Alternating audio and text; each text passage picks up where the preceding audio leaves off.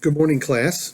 This will be the first of 3 5-minute tutorials that will discuss our final project, which centers around the idea of persuasion.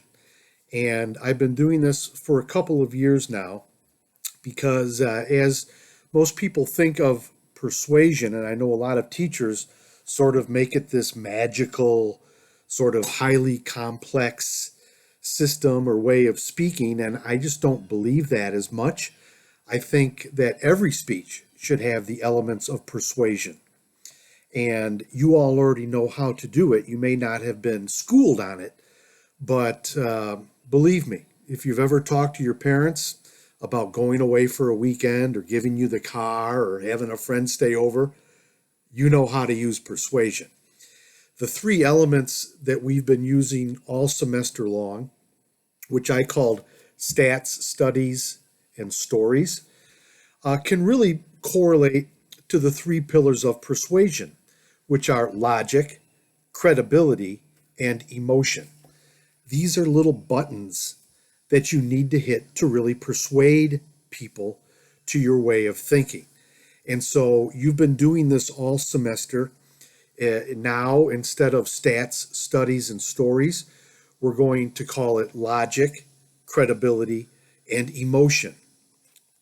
But they are the same thing. So this isn't anything new or anything that you haven't already experienced. It's just this mindset. Many people think that persuasive speeches have to be angry, divisive, and I'm right and you're wrong. And while that's true, as you move forward into your business careers, that method is not really the way to get ahead in business. To set up this wall where you are 100% right and this person is 100% wrong. Business is a lot more subtle than that.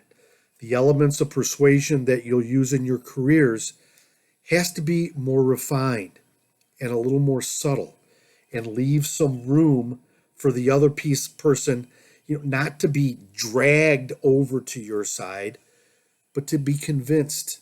And I always say, I was in politics for a long time.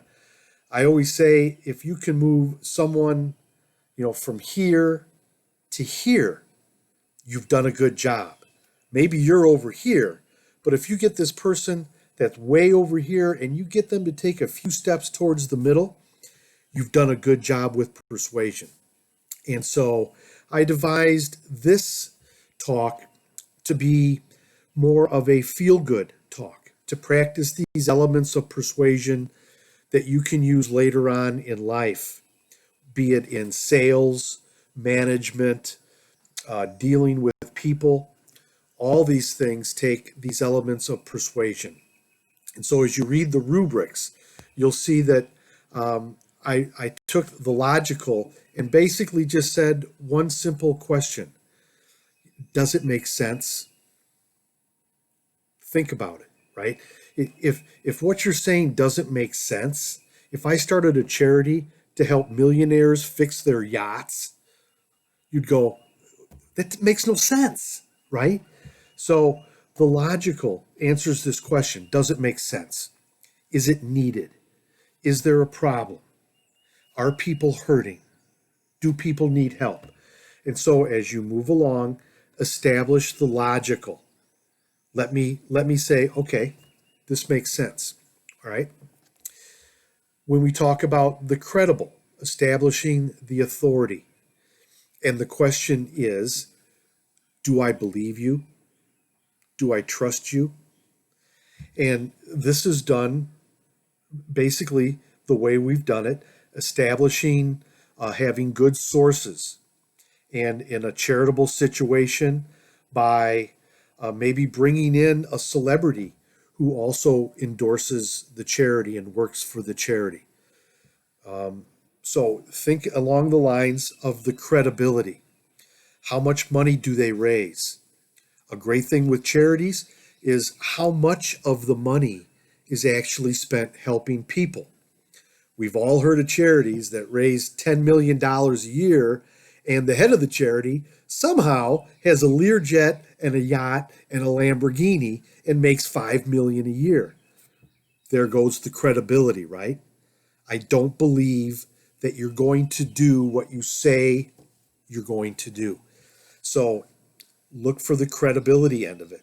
And then, of course, the storytelling is the emotional side of it. Any website that you go to, which I'll get to in a second, but find those emotional stories.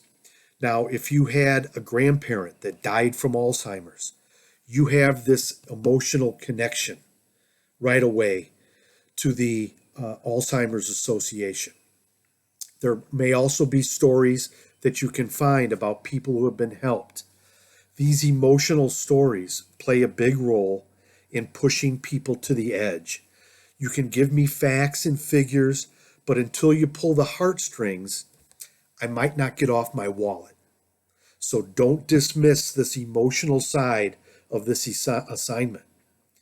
It's very important that I understand the emotional side as to why you're trying to get me to give money or to volunteer or to support this charity along with you. Okay, so this is the complexity that goes along with.